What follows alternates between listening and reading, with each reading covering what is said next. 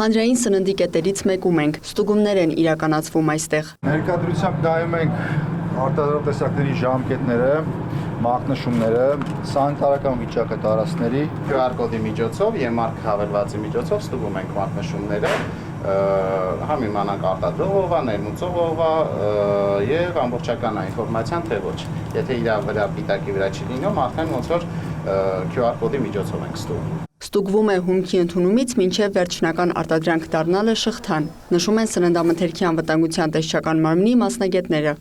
Մարինացված վիճակում է, հա։ Այո, լրիվ։ Սրանք արդեն սառեցված է, փորը սառեցում եք անում, խմորեն ստեղում եք, ներքևն է սառում։ Ներքևը պատրաստում են, այստեղ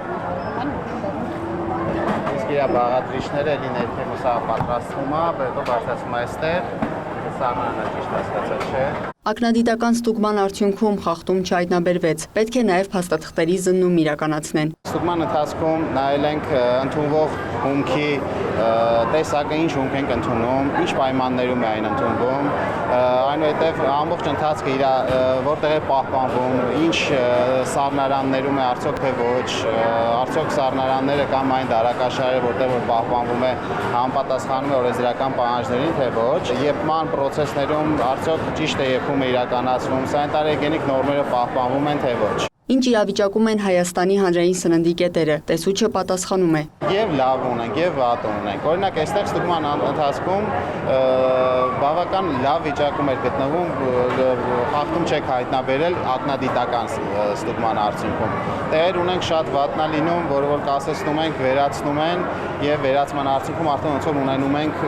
լավ պատկեր, էլի։ Տեսուչը տեղեկացնում է, որ տարբեր ստուգումների ժամանակ հայտնաբերվել է օրինակ ժամկետանց սննդամթերք, որը ոչնչացվել է, նաև մակնշման անհամապատասխանությամբ սննդամթերք, որի իրացումը կասեցվել է։ Խախտումների համար սահմանված ստուգանքները տարբեր են։ Օրինակ սանիտարահիգիենիկ նորմերի խախտումների համար հանրային սննդի կետերում նախատեսվում է տուգանք 20-ից 120 հազար դրամ։ Վիտանության ժամկետն անցած սննդամթերքի համար 100-ից 200 հազար դրամ տուգանք, տեխնիկական կանոնակարգերի պահանջների խախտումով սննդամթերք արտադրելու համար 200-ից 500 հազար դրամ, արտադրություններում արտադրական պրոցեսները կամ սանիտարահիգիենիկ նորմերի խախտման համար արդեն 400 հազար դրամ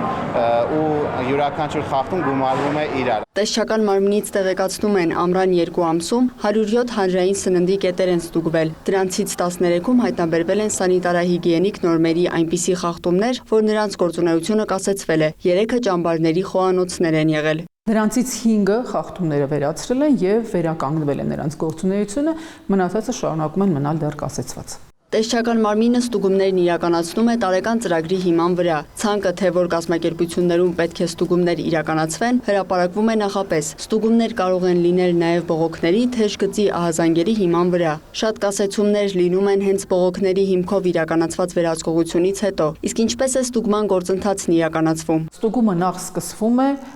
տնօրենին ստուգման հրամանը ներկայացնելուց, որից հետո մենք ունենք ստուգաթերթ, հանրային սննդի կետերի համար ստուգաթերթ, որով առաջնորդվելով ստուգվում է ամեն ինչ, եւ սանիտարահիգիենիկ նորմերը, եւ սննդի վիճակը,